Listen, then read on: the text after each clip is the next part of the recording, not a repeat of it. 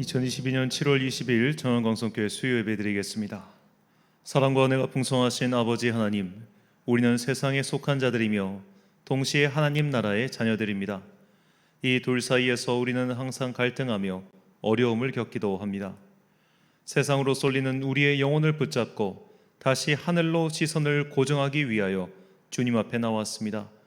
우리에게 하늘의 은혜를 내려주사 이 땅을 사는 동안 흔들리지 않는 주의 자녀가 되게 하옵소서. 예수님의 이름으로 기원하옵나이다. 아멘. 찬송가 488장 찬양하겠습니다.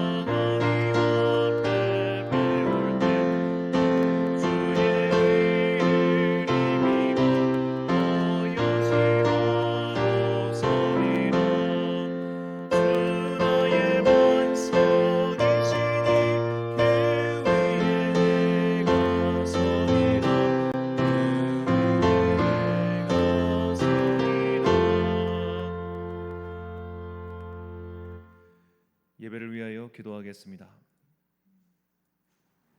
사랑과 은혜가 풍성하신 아버지 하나님, 오늘도 우리를 살려주사 주의 전으로 이렇게 모이게 하시니 참으로 감사합니다. 오늘도 각자의 자리에서 주의 앞에 나와 예배를 드리는 거룩한 당신의 자녀들에게 복을 내려주시고 이 땅을 사는 동안 이 세상의 악한 것들이 우리의 영혼을 틈타지 아니하도록 당신의 권능의 손으로 우리를 지켜 주옵소서. 이제 다음 주로 다가온 우리 교회가 주관하는 이 초막절 축제를 위하여 다시 한번 기도합니다.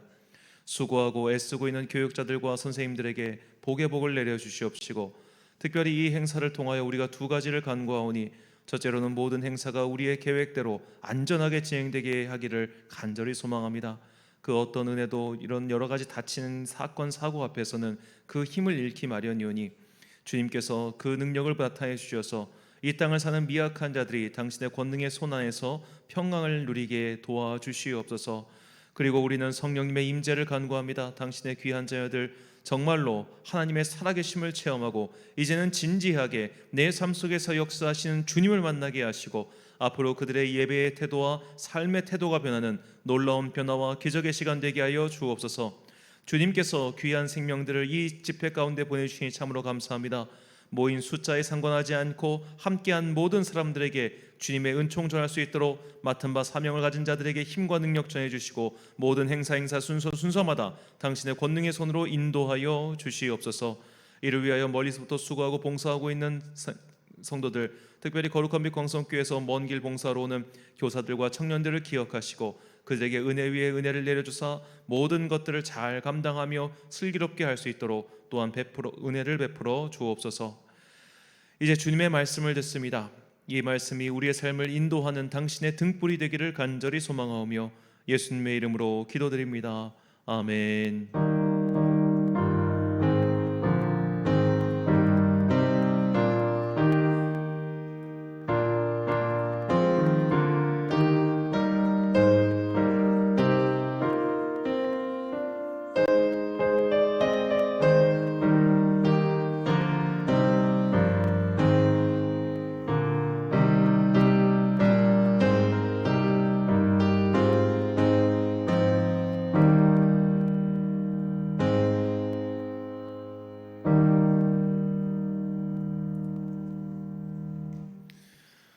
오늘 우리에게 주신 하나님의 말씀 마태복음 10장 34절부터 38절까지 말씀입니다. 마태복음 10장 34절부터 38절까지의 말씀.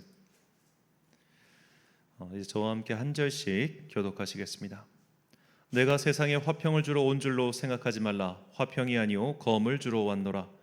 내가 온 것은 사람이 그 아버지와 딸이 어머니와 며느리가 시어머니와 보라하게 하려 함이니 사람의 원수가 자기 집안 식구리라. 아버지나 어머니를 나보다 더 사랑하는 자는 내게 합당하지 아니하고 아들이나 딸을 나보다 더 사랑하는 자도 내게 합당하지 아니하며. 함께 읽습니다. 또 자기 십자가를 지고 나를 따르지 않는 자도 내게 합당하지 아니하니라. 아멘. 우리의 두 가지 할 일이라는 제목으로 하나님의 말씀 선포하겠습니다. 지난주 토요일 날 서울 십창학 광장에서 이제 3년 만에 퀴어 축제, 소위 말해 동성애 축제가 열렸습니다. 경찰 측 추산으로 1만 5천 명이 모였다고 하는데, 그날 집회에는 그 옆에서 동성애 차별금지법 제정 반대를 위한 기독교인들의 집회가 있었죠. 근데 이때 경찰 측 추산으로는 1만 5천 명이고 다른 언론사에서는 그냥 몇몇 사람들이 와서 반대를 했다 이렇게만 기록을 했는데, 그날의 실시간 영상을 유튜브로 올린 걸 보니까 이 퀴어 축제 인원보다 한 두 배가 뭐예요? 압도적으로 많은 인원이 그 길을 쫙 이렇게 깔고 있는 거예요. 그런데 그거는 보도를 하지 않아요. 제가 이제 제가 자꾸 퀴어나 동성애를 언급하는 이유는 이것만큼 어떻게 보면 이 사회를 잘 드러내는 또 다른 예화가 없기 때문이기도 합니다.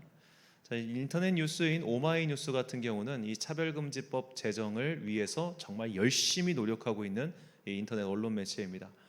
얼마 전에 이제 이 언론 매체에서 다룬 기사를 보면 사람들이 동성애자들을 무슨 혐오스럽게 생각하고 더럽게 생각하지만 실제로 이 퀴어 축제를 가보면은 다들 깔끔하게 옷을 입고 정말 뭐 신체 부위를 드러내는 것도 없이 이런 사람들이 훨씬 많다면서 그런 것들만 사진을 찍어서 올려놨어요. 그런데 또 반대쪽, 그러니까 이쪽 기독교 쪽에서는 어떤 사진을 올려놓냐, 그 사람들이 입고 다니는 차마 이 시간에 여기다 올릴 수도 없을 그런 남사스러운 것들, 그런 것들을 딱 찍어서 봐라, 동성애자들이 이런 애들이다, 이걸 보여주고 있단 말이에요. 자, 이렇게 또 뭐 현장의 사진을 보면 물론 이 둘은 되게 섞여 있어요. 누군가는 가리는 옷을 입었을 테고 누군가는 드러내는 옷을 입었을 겁니다. 이것을 각자의 입맛에 맞게 누군가는 이쪽 걸 하고 누군가는 저쪽 걸 하는 거죠. 자, 그렇다면 이 동성애라고 하는 한 가지 주제에 대해서 이런 퀴어 축제에 참여하는 사람들은 깨끗한 시민들이고 또 뭐 이게 막 다 가리는 그런 사람들이면서 동시에 시민 질서에 따라서 집회를 잘 하는 사람이고, 반면에 저 기독교인들은 시끄럽고 소란스럽고 정리도 안 하고 무례하고 무모하고 편협하고 옹졸한 사람들이다. 이런 소위 프레임을 짜서 만든다는 것이죠. 자, 그래서 이쪽의 이야기를 보고 이쪽의 이야기를 들어봐야 뭔가 중앙이 생기는 건데, 이쪽의 이야기만 보는 사람들의 입장에서는 기독교인들은 항상 쌈박질하는 사람들, 옹졸한 사람들, 편협한 사람들, 시끄러운 사람들, 이런 생각을 하게 되기 마련이죠. 자, 이처럼 기독교인들을 싸움닭으로 몰아가는, 즉 이 사람들은 사회에 혼란을 일으키는 사람들이야. 이 사람들이 있는 곳은 도무지 조용하지가 않아. 이 사람들은 참 시끄럽고 유난스러운 이들이야 라는 시선으로 우리를 만들어가는 것은 사실 어제 오늘의 일인 아니지요. 이것은 기독교가 이 땅에 발을 들여놓았을 때부터 시작된 일들입니다. 특히 기독교인들을 공격하는 주제가 뭐였냐면 무부무군이었어요. 애비도 없고 임금도 모르는 자들이다, 불효하고 불충한 자들이다 라고 몰아갔습니다. 자, 이제 조선시대의 가장 최고의 덕목, 그리고 이것이 아직도 조금 잔재가 남아있는데 소위 삼강오륜이죠. 특히 이제 부부 특히 부모를 잘 섬기고 그런 거에 대해서만큼은 정말 이게 사실은 굉장히 이데올로기고 이 통치자들의 통치 원리를 하기 위한 참 안 좋은 수단이었는데, 우리가 이런 것에 너무 익숙하다 보니까 군사부일체다, 임금과 부모와 남편은 하나다 하면서 이렇게 막 하는 게 되게 좀 익숙해졌단 말이에요. 그런 익숙한 세상에서 너희는 부모를 섬기기 위해, 부모를 모시기 위해 태어난 자가 아니라 바로 나, 야훼 하나님을 섬기기 위해 만들어진 자들이야 라는 종교가 나타나자 대대적으로 핍박을 하기 시작하는 거죠. 이거는 임금도 섬기지 않고 부모도 섬기지 않는 나쁜 사이비 악한 자들이다. 그래서 대대적인 이 그리스도인들의 박해가 처음으로 등장하는 것이 바로 1801년의 신유박해입니다. 신유박해. 그 유명한 다산 정약용의 형제들이 이 가톨릭 교인이 되어서 이로 인해 핍박을 받게 되죠. 자, 이 신유박해의 원인을 제공한 사건이 1791년에 일어나요. 조선 정조 15년에 현재 충남 금산에서 살고 있던 윤지충은 바오로라는 세례명을 받은 가톨릭 신자였습니다. 그는 자신이 가톨릭 신자가 되었으니 더 이상 귀신을 숭배하는 제사를 거부하고 부모의 신주를 불태우지요. 자, 이것은 당시 사람들이 볼 때 부모를 불태운 것과 같은 매우 폐역무도한 일이었습니다. 그러니까 이제 조선시대 사람들이 생각할 때 인간의 영혼, 정확히는 혼백이라고 하는데 이 혼백은 혼과 백으로 나뉘어져 있어요. 그래서 사람이 죽으면 이 몸 속에 있는 혼은 하늘로 가고 그리고 백은 이 땅에 남아 있다고 합니다. 우리가 흔히 이제 구천을 떠돈다고 하는데 이 영혼이 하늘로 온전히 승천하지 못하면 구천으로 떠돌아요. 그러니까 이 구천이라고 하는 것은 어떻게 보면 하늘과 땅의 약간 중간계, 이렇게 구천을 떠도는 영이 뭐가 되면 귀신이 된다고 생각합니다. 귀신. 그래서 이제 원한을 품고 있으면 그런 귀신이 되고 이 백이라고 하는 것도 잘 이렇게 안 그러니까 돌봐주지 않으면 얘는 지방령이 된다고 생각했어요. 그래서 나무 선당 같은 데 보면 시골에 가면 나무 이렇게 해놓고 거기다 막 주렁주렁 매달지 않습니까? 그런 것들이 제대로 모시지 않은 백들을 위로하기 위한 무당의 그런 거였단 말이에요. 이게 완전 샤머니즘인데 이게 이제 익숙하다 보니까 이 사람들은 사람이 죽으면 혼은 우리가 제사를 잘 지내줘 가지고 저 하늘로 떠나보내고 이 남아 있는 이 백을 모시는 곳이 바로 위패 또는 신주였어요. 그러니까 여기에는 이 조상, 특히 내 부모의 영혼이 거기 들어있단 말입니다. 그러니까 우리가 신주단지 모시듯 한다라는 말이 이 신주, 이 부모의 영이 여기 있으니까 이건 부모와 동일한 거예요. 그래서 이건 갖고 있어야 돼. 언제까지? 5대가 지날 때까지. 5대가 지나면 그때 비로소 이 신주 안에 들어있는 백이 다 소멸된다 이렇게 생각을 한 겁니다. 그러니까 이제 종갑짓들은 소위 이제 5대 손까지 제사를 착착 드리다가 이제 또 다시 한 분이 죽어서 이분이 6대 손이 되면 그때 이 신주를 처리하는 제사를 또 따로 드리죠. 하여튼 되게 복잡한데, 자, 이렇게 혼과 백이 나뉘은 상태에서 이 백을 담고 있는 신주를 이 윤지충 바오로가 태워버린 거예요. 이건 미신이야. 나 이제 이런 거 안 믿어. 이런 거 안 할 거야. 하고 태워버리니까 동네 사람들이 난리가 난 겁니다. 저건 완전 감히 상놈이라고 말할 수도 없을 만큼 폐역무도한 자다 해가지고 이 윤지충 패거리들과 가톨릭 교도들과 또 그들이 속해 있었던 남인 세력들을 전부 다 이제 죽이는데 그게 이제 신유박해였죠. 그런데 이 신유박해 사건 때 어떤 일이 일어나냐면 이 신유박해 때 이제 갑자기 말이 생각이 안 나네요. 이 황사영이라는 사람이 있었는데 이 황사영이라는 사람이 도망을 갑니다. 어디면 충북 제천까지 도망가는데 그가 제천에 도망가가지고 그곳 한 굴에 숨어가지고 이 가톨릭 교도에 대한 핍박이 너무 심하자 자신이 갖고 있던 이 비단에다가 글을 써요. 청나라로 보내는 글을 써가지고 황제가 직접 군대를 이끌고 와서 조선을 점령해 주거나 혹은 서양의 선교사들이 서양의 군대를 데리고 와서 가지고 이 조선을 점령해서 이 조선에 종교의 자유를 심어주세요 라고 부탁을 하는 편지를 써서 보냅니다. 이게 중간에 발각이 되는데 이걸 백서 사건이라고 해요. 그가 이제 비단에 쓴 정말 촘촘하게도 썼는데 이건 현재 바티칸에 이제 보관되어 있다고 합니다. 자, 이렇게 써가지고 그 보냈다가 이게 걸렸어요. 이 걸렸으니까 사람들이 볼 때 어떻게 보겠습니까? 이건 정말 빼도 박도 못할 만큼 나쁜 놈이구나라는 인식이 그들에게 생긴 것이죠. 자, 그래서 이렇게 빼도 박도 못하게 되자 이제 정말로 이 백서 사건으로 인해 가톨릭 교도에 대한 정말 엄청난 핍박이 해서 전해져서 100명 이상의 그들이 순교를 당한 일이 벌어집니다. 자, 이런 일들이 쌓이다 보니까 이 기독교인들의 이미지가 정말 어떻게 보면 칼을 들고 분란을 일으키고 그런 사람들처럼 보이게 되었죠. 또 이런 이미지에 한몫 더하게 된 어떻게 보면 우리의 행동 강령 같은 말씀이 바로 오늘 본문의 말씀입니다. 34절부터 36절까지 말씀입니다. 내가 세상에 화평을 주러 온 줄로 생각하지 말라. 화평이 아니요 검을 주러 왔노라. 내가 온 것은 사람이 그 아버지와 딸이 어머니와 며느리가 그 시어머니와 불화하게 하려미니 사람의 원수가 자기 집안 식구리라. 아멘. 자, 이 말씀 덕분에 나중에 이제 후기 개신교가 이 땅에 들어왔을 때는 그때 이제 다들 성경을 보고 이제 특히 이제 복음서는 다 볼 수 있었으니까요. 보고 나서 또 마태복음이 하필이면 제일 먼저 번역됐어요. 그래서 이거 보고 나니까 이땐 정말 자기 집안 식구와 싸우는 데서 주저함이 없게 됐어요.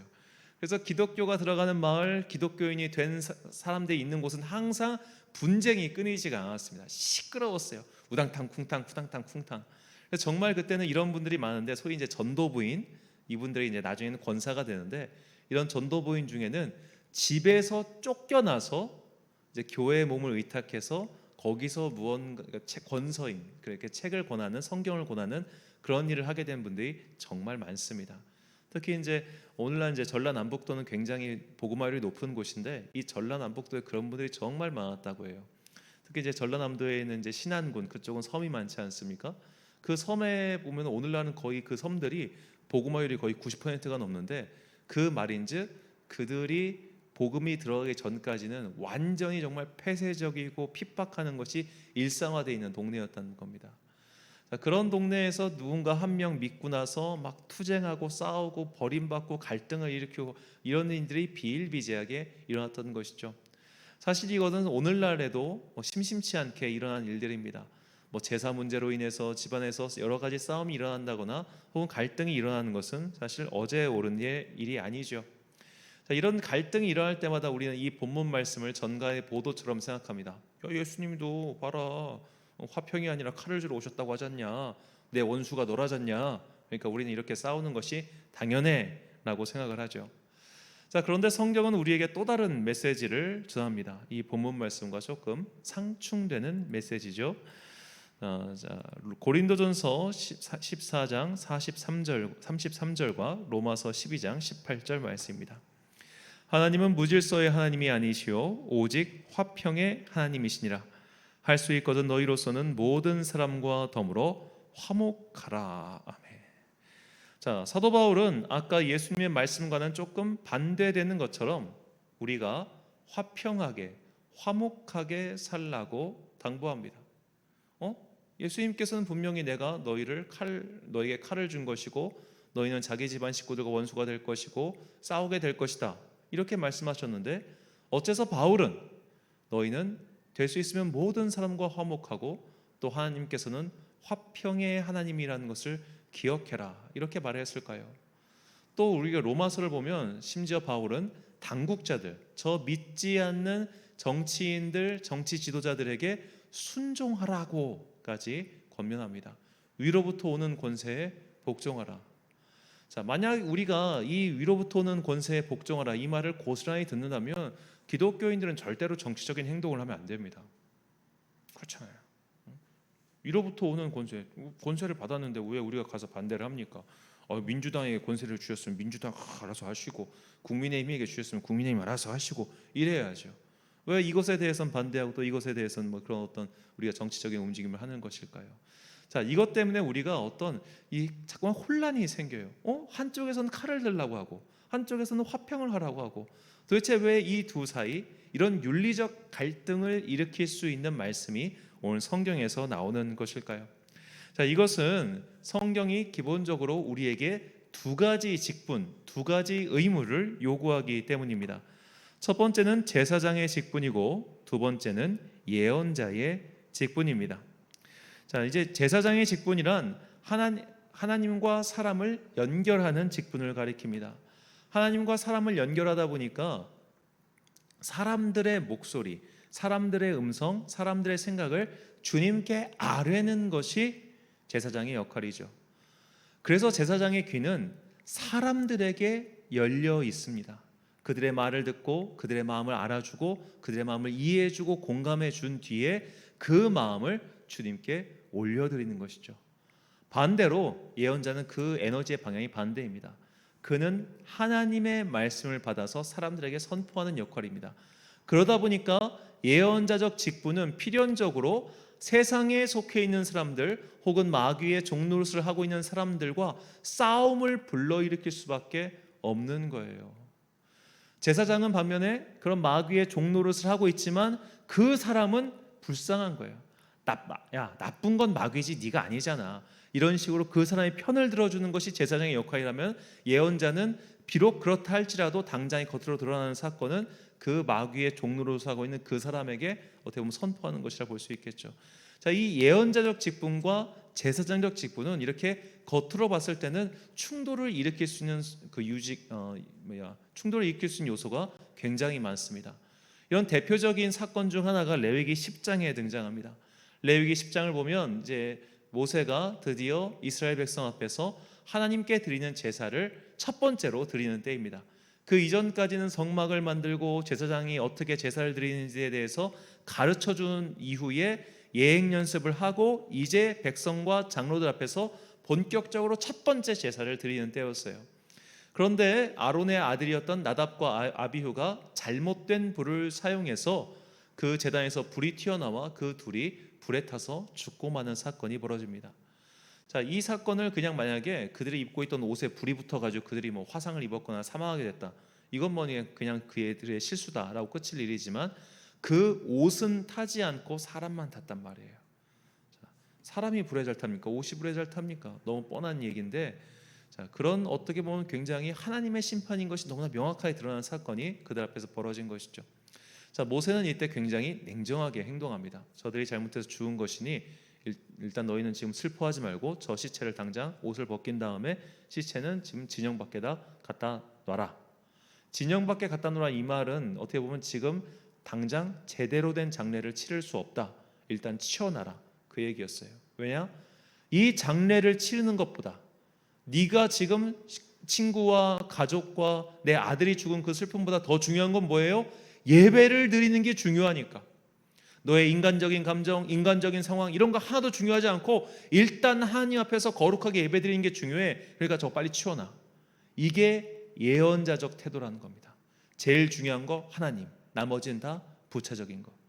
자, 그런데 이 제사를 드리고 나서 이 남은 짐승의 고기를 먹는 것까지가 사실 제사가 완결되는 것인데, 아론이 그것을 먹지를 않아요. 그러니까 모세가 와서 막 뭐라고 합니다. 너 정신 나갔냐? 지금 똑바로 예배 안 드릴 거냐? 막 그러니까 아론이 이렇게 얘기하죠. 레위기 10장 19절 말씀. 아론이 모세에게 이르되 오늘 그들이 그 속죄제와 번제를 여호와께 드렸어도 이런 일이 내게 임하였거늘 오늘 내가 속죄 제물을 먹었더라면 여호와께서 어찌 좋게 여기셨으리요. 아멘. 자, 모세 당신의 말은 틀린 거 없어. 그래, 난 대제사장이야. 그러니까 이것까지 먹는 것이 예배를 드리는 자로서는 맞아. 근데 나는 아버지야. 내 아들 둘이 지금 죽었어. 이게 목구멍으로 넘어가겠냐? 이 얘기인 겁니다. 그러니까 제사장은 그런 예언자가 말하는 정의 자체를 부정하지 않아요. 다만 내 인간적인 상황도 고려를 해줘야 돼라고 말하는 사람인 거죠. 자, 우리가 이런 두 가지 직분이 다 있다는 겁니다. 예언자의 직분, 제사장의 직분. 그리고 이 두 가지는 어떻게 보면 사안에 있어서 충돌을 일으킬 때가 많다는 거예요. 예를 들어 목사가 예언자적 직분의 소명에 좀 치우쳐 있는 분들 같은 경우는 봐주는 게 없습니다. 제가 이런 목사님을 알아요. 이제 구역장 예배, 구역 예배를 드리는데 10시 반이었습니다. 그때도 예배가 10시 반 딱 되면 교회 문을 잠가 버립니다. 늦게 온 사람 못 들어오게. 구역장이 늦게 와? 넌 구역장 자격이 없어. 예배를 딱 참석 못하면 거기서 바로 출석을 불러요. 한 번 빠지면 구역장 그대로 끝. 그분은 결혼주례 예식을 드리실 때 사람들이 떠들고 있는데 조용히 하세요, 조용히 하세요, 안 조용해요. 본인 나가버리셨어요. 주례 안 하겠다고. 이런 게 무슨 예배냐고. 용납이 없고 타협이 없었어요. 그러니까 이런 게 예언자적 태도예요. 그런데 성도들이 상처를 많이 받았습니다. 그런 단호함, 엄격함, 그리고 이제 그분 본인도 진짜 대단한 사람이었어요. 1년에 휴가를 가지 않았으니까. 그분 사모님은 금요일 밤마다 밤새워서 토요일 새벽까지 기도하는 분이셨습니다. 그러니까 뭐 교인들이 할 말이 없는 거예요. 그냥 뭐 목사든 사모든 다 교회에서 완전 살고, 뭐 명절 때도 이제 북한이 고향이셔가지고 명절 때 갈 곳도 없으니까 교회에서 계속 계시고, 그러니까 뭐 할 말이 없지. 근데 엄격한 그런 아버지 밑에서 계속 눌리고 크다 보니까 이게 이분 은퇴할 때 빵 터져버린 거예요. 자, 사람은 그렇게 한 가지만으로는 살 수 없어요. 그래서 제사장처럼 사람들의 마음을 위로해주고 들어주고 공감해주고 때로는 관용을 베풀어주는 태도도 필요합니다. 그런데 이런 태도를 하다 보니까 제사장들은 자연스럽게 어느 쪽으로 흘러가다 보게 되면은 그 사람들을 이해하고 공감해 주는 것을 넘어서 그들을 용인해 주는 지경까지 가게 된 것이죠. 그래서 우리가 구약 성경을 보면 유독 제사장들이 많이 타락을 하는 이유가 바로 여기에 있습니다. 그들의 사정이 아유 맞아 예배 못 드릴 수 있지, 아유 맞아 11조 못 할 수도 있지, 아유 맞아 힘들지, 이렇게 계속 공감만 해주다 보니까 하나님의 율법이 무너져 버린 거예요. 그래서 이 두 가지는 항상 긴장 관계에 있으면서 우리가 동시에 어째서 예수님께서는 이렇게 말씀하시고 또 바울은 이렇게 말했는지 이것을 이해할 수 있는 계기가 됩니다. 예수님 지금 오늘 본문에서 예언자적 직분에 대해서 말씀하신 거예요. 너희가 하나님의 말씀을 지키기 위해서 너희는 때론 세상과 척을 지고 살 때가 있을 거야. 세상과 싸워야 할 때도 있을 거야. 이거는 마땅하고 당연한 것이니까 그런 싸움을 두려워하지 마 라고 말씀하신 것이고, 바울은 제사장의 직분으로서 너희가 그렇게 싸움을 일으키는 것도 어쩔 수 없겠지만 그런 싸움이 일어나면 우리가 복음 전도를 하는데 어려움이 생겨. 그러니까 복음 전도를 위해서 너희는 될 수 있는 한 정치자들과 척을 지지 말고 세상 사람들과 화평하게 지내면서 소란스럽게 살지 마. 이게 제사장적 직분에서의 바울의 권면이었던 것이죠. 우리는 이 두 가지를 사실 다 이루고 살아야 합니다. 어떤 때는 우리는 진리를 지키기 위해 싸워야 될 때도 있습니다. 또 반면에 어떤 때는 우리가 그리스도인으로서 이 땅 가운데 화평하고 화목하게 살아야 할 책임이 있는 거예요. 예를 들어 직장 생활을 하고 있는 한 그리스도인이 야 나는 절대로 술 마실 수는 없어. 직장 회식을 가니까 술을 권하네. 이거 나쁜 놈들이구만. 어떻게 회식에서 술자리를 권할 수 있냐고. 난 절대로 이런 거 인정할 수 없다고. 이런 건 나쁜 직장이고 악한 직장이라고. 그러면서 막 거기서 그들을 혼내고 사직서를 던져버리고 나왔다 칩시다. 뭘 어떻게 하겠어요. 여기서 이제 현명한 그리스도인들은 여러 가지 방법을 통해서 그런 순간들을 또 지혜롭고 슬기롭게 극복하겠죠. 자, 이런 식으로 우리가 그리스도인으로서의 정의를 지키면서 동시에 우리는 이 세상에서 화목하고 화평하게 살아야 될 두 가지 동시에 책임이 있는 거예요. 이거는 사실 되게 어렵습니다. 그래서 어떤 신학자는 말하길 하나님께서 우리에게 불가능한 기적을 요구하셨다라고 말할 정도예요. 이 불가능한 일, 인간이 어떻게 이게 가능하지 할 정도로 갈등을 일으키고 때로는 모순적인 것을 해결해야 되는 어려운 직분을 우리에게 맡기신 것이죠.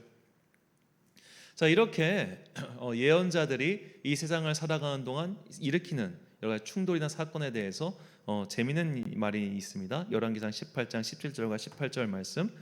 엘리야를 볼 때 아합이 그에게 이르되 이스라엘을 괴롭게 하는 자여 너냐? 그가 대답하되 내가 이스라엘을 괴롭게 한 것이 아니라 당신과 당신의 아버지의 집이 괴롭게 하였으니 이는 여호와의 명령을 버렸고 당신이 바알들을 따랐음이라. 아멘.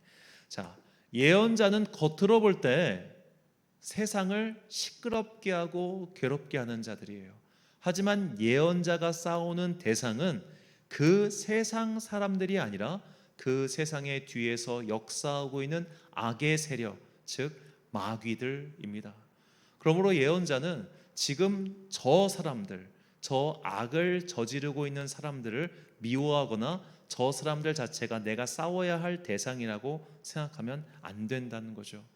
다시 또 이게 참 동성애가 예를 들기 쉬워서 자꾸만 말씀을 드리는데, 그러니까 동성애를 반대하는 거지 동성애자를 돌로 쳐 죽이자 이 말이 아니라는 겁니다. 이렇게 얘기하는 사람 아무도 없죠. 자, 반면에 이 제사장적 직분을 오늘날도 수행하고 있는 목사님들 가운데 차별금지법 제정을 찬성하는 목사님들이 계세요. 이분들이 왜 찬성하냐? 자기들 교인 가운데 동성애자가 있거든요. 그들을 만나서 그들과 대화를 하다 보니까 그들이 겪고 있는 실제적인 삶에서 겪는 여러 가지 어려움들에 공감을 하시는 거예요. 아, 이 사람들이 이렇게 불쌍한 사람들이구나, 어려운 사람들이구나. 그래, 내가 그리스도의 사랑으로 이들을 품어줘야지, 감싸줘야지. 그러기 위해서 활동하다 보니까 그렇게 나가는 겁니다. 그래서 이제 그 동성애자 성도들, 특히 이제 어떤 목사님 같은 경우는 동성애자들을 위한 목회를 하시는 분도 계세요. 감리교 목사님 중에. 그분들은 딱히 이제 동성애가 죄다 아니다 이거 갖고 얘기를 하지 않고 딱 이렇게만 얘기합니다. 동성애자 한 번이라도 만나보신 적 있냐고, 한 번이라도 보신 적 있냐고, 그 뒤에 얘기를 하자고 계속 이렇게 좀 어떻게 결론을 피하는데, 그러니까 이것 자체가 그들의 행동 원리라는 거죠. 제사장적 행동 원리. 물론 이것에 완전히 동의할 수는 없습니다만 우리가 왜 그들이 그런 말을 하는지에 대해서는 한번 이 원리를 좀 이해해 보자 이 말입니다. 자, 그렇기 때문에 우리는 예수님께서 이 땅에 오셨을 때 천사들이 했던 찬양 속에서 또 다른 것을 발견할 수 있습니다. 누가복음 2장 14절 말씀, 지극히 높은 곳에서는 하나님께 영광이요 땅에서는 하나님이 기뻐하신 사람들 중에 평화로다 하니라. 아멘. 자, 하나님이 기뻐하신 사람들 중에 평화, 이 말인즉슨 하나님께서 기뻐하시지 않는 사람, 하나님께서 기뻐하시지 않는 존재, 즉 악의 세력들, 악한 영들, 그리고 악한 영의 주구들에게는 예수 그리스도의 오심이 평화가 아니라 칼과 심판의 사건이었다는 거예요. 우리가 지금 새벽마다 계시록을 보고 있습니다만 계시록에서 악한 영들을 처단하는 심판의 주체는 천사장이 아닙니다. 뭐 천사장 미카엘이 나와가지고 칼 들고 악한 영들과 싸워서 그들을 무찌르는 게 아니고 하나님의 어린 양이신 예수 그리스도의 입에서 나오는 그 말씀들로 인해서 그들이 심판을 받는 거예요. 그러니까 예수님께서 심판의 주체가 돼서 계시록에서 등장하시죠. 이 말인즉슨 오늘 본문과 똑같은 겁니다. 악한 영들을 주님께서는 칼로 치기 위해 오셨어요. 그러나 주님께서는 그 악한 영의 종이 되어 그들에게 어떻게 보면 종노릇하고 있는 그들은 불쌍히 여기셨습니다. 그래서 주님께서는 산상수훈에서 이렇게 말씀하십니다. 마태복음 5장 44절 45절 말씀, 나는 너희에게 이르노니 너희 원수를 사랑하며 너희를 박해하는 자를 위하여 기도하라. 이같이 한즉 하늘에 계신 너희 아버지의 아들이 되리니 이는 하나님이 그 해를 악인과 선인에게 비추시며 비를 의로운 자와 불의한 자에게 내려주심이라. 아멘. 자, 악인, 즉 악에 빠져있는 사람을 너희는 미워하지 마. 달리 말하면 성경에 나오는 말은 아니지만 죄는 미워하고 사람은 미워하지 마, 이 말인 거죠. 그가 죄를 짓는 이유는 그가 악한 영에게 휩싸였기 때문이야. 악한 귀신에게 조종당하고 있기 때문이야. 그러니 너는 그를 불쌍히 여기고 그 뒤에서 역사하고 있는 마귀는 미워하고 그들을 칼로 쳐서 없애야 돼. 그래서 사도 바울도 우리에게 이야기하죠. 너희의 싸움은 혈과 육의 싸움이 아니요 하늘에 있는 악한 영들과의 영적 전투라고 말입니다. 그래서 이 두 가지가 다 연결된 거예요. 예언자는 사람이 아니라 죄를 미워하는 사람. 그러나 죄를 미워하기 때문에 그가 드러내는 겉모습은 세상과 칼을 들고 싸우고 분쟁을 일으키고 시끄러운 싸움닭 같은 모습이에요. 그것은 세상이 보는 그를 보는 시각에 불과합니다. 그러나 우리는 이 제사장의 직분을 수행하는 그리스도인의 또한 마음을 알고 있죠. 화평하고 화목한 것. 그러니까 우리가 한쪽으로 쏠리면 안 되는 거예요. 화평하고 화목하다 보니까 죄까지 용인하는 그런 직분 안 되죠. 반면에 예언자적 직분을 너무너무 강조하다 보니까 그냥 어디서나 시끄러운 스피커가 돼가지고 그가 가는 곳마다 분쟁이 일어나고 소요가 일어나고 이런 것 또한 바른 태도가 아니겠죠. 그리스도인은 항상 이 둘 사이에서 긴장하면서 오늘 내가 어떤 길을 가야 될지 고민하고 기도하고 분별해야 하는 사람들입니다. 그래서 우리가 이 땅을 살아가는 동안 우리는 환난을 당할 수도 있고 어려움을 당할 수도 있고 또는 반면에 너무 평안할 수도 있어요. 중요한 것은 우리의 전투는 영적 전투이며 주님께서는 이것을 위해서 이 땅에 오셨다는 것을 우리는 꼭 기억해야 됩니다. 요한복음 16장 33절 말씀 함께 읽겠습니다. 시작. 이것을 너희에게 이르는 것은 너희로 내 안에서 평안을 누리게 하려 함이라. 세상에서는 너희가 환난을 당하나 담대하라. 내가 세상을 이기었노라. 아멘. 사랑하는 천안광성교회 성도 여러분, 그리고 이 예배를 함께 드리고 계신 귀한 주님의 자녀 여러분, 예언자의 직분을 감당하는 것은 이 세상에 칼을 던지는 일입니다. 우리는 그 일로 인해 세상과 원수가 될 수도 있습니다. 하지만 우리의 진정한 적은 이 세상 사람들이 아니라 그 뒤에서 그들을 조종하고 있는 원수 마귀라는 것을 기억하십시오. 우리는 그들에게, 즉 악한 영들에게 칼을 던지고 그들과 씨름하기 위해 부름받은 예언자적 직분을 받은 자들입니다. 그리고 우리는 제사장의 직분을 수행하기 위해 마귀의 조종을 받고 있는 이들을 긍휼히 여기며 그들을 변화시키기 위해 노력할 것입니다. 그들을 아끼고 사랑하며 그들을 위해 기도할 것입니다. 이렇게 우리는 때로는 칼의 역할을, 때로는 평화의 사자의 역할을 수행합니다. 이것은 칼로 물을 자르듯 나뉠 수 있는 것은 아닙니다. 하나님께서는 이 어려운 일을 우리에게 맡기셨습니다. 이 예언자의 직분과 제사장의 직분, 이 상반되는 역할을 잘 수행할 수 있도록 항상 지혜와 분별력을 구하며 그리스도의 제자가 되어 살아가는 여러분과 제가 되시길 간절히 축원합니다. 기도하겠습니다. 사랑과 은혜가 풍성하신 아버지 하나님, 세상 사람들은 우리를 자꾸만 싸움닭처럼 몰아갑니다. 그렇게 우리를 오해하고 또 성경의 말씀을 곡해해서 저들은 가는 곳마다 시끄럽고 자기들의 정의를 위해서는 편협하게 사람들을 정죄하고 다그치고 싸움을 일으키는 그런 자들이라 매도합니다. 그러나 주님께서는 화평의 하나님이시며 될 수 있는 이 세상 모든 사람들과 화목하라 하셨습니다. 그렇게 하는 제사장의 직분을 우리에게 주셨기 때문입니다. 그러나 우리는 예언자로서 이 세상의 악과 그리고 이 세상을 다스리고는 악한 영들과도 싸움을 벌입니다. 우리의 행동이 누군가에겐 오해를 불이킬 수 있고 누군가에게는 참 마음의 상처를 줄 수도 있을 겁니다. 그러나 주님, 그런 것들을 우리가 다 고려하고서는 아무것도 행할 수 없사오니 때로는 예언자의 직분을 잘 수행할 수 있도록 믿음의 용기를 주시고 때로는 제사장의 직분을 잘 수행할 수 있도록 긍휼의 마음을 주옵소서. 또한 우리가 어느 사안에서 어떻게 행동해야 될지를 바르게 분별할 수 있도록 지혜를 내려주셔서 때로는 예언자로서 때로는 제사장으로서 항상 때에 맞게 현명하게 분별하여 행동하는 당신의 지혜로운 자녀들 되게 하여 주옵소서. 이를 위하여 항상 성령님의 조명과 인도하심이 필요하오니 어리석은 우리에게 주님의 지혜를 내려주사 이 땅을 사는 동안 바른 길, 옳은 길을 걸어갈 수 있도록 주여 우리를 인도하여 주옵소서.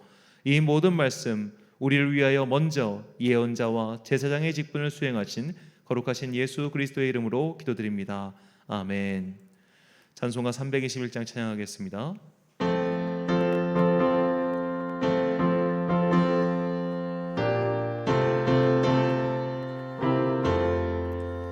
나의 대속하신 예수께 내 생명 모두 드리니 늘 진실하게 하소서. 내 구주 예수여, 나 구주 위에 살리라.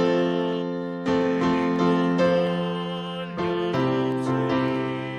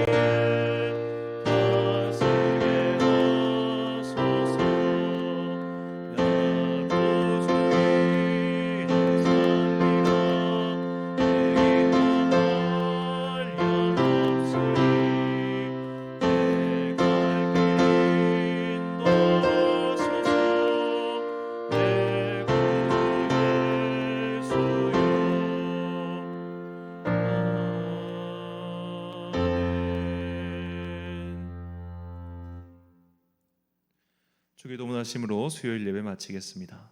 하늘에 계신 우리 아버지, 아버지의 이름을 거룩하게 하시며 아버지의 나라가 오게 하시며 아버지의 뜻이 하늘에서와 같이 땅에서도 이루어지게 하소서. 오늘 우리에게 일용할 양식을 주시고 우리가 우리에게 잘못한 사람을 용서하여 준 것 같이 우리 죄를 용서하여 주시고 우리를 시험에 빠지지 않게 하시고 악에서 구하소서. 나라와 권능과 영광이 영원히 아버지의 것입니다. 아멘.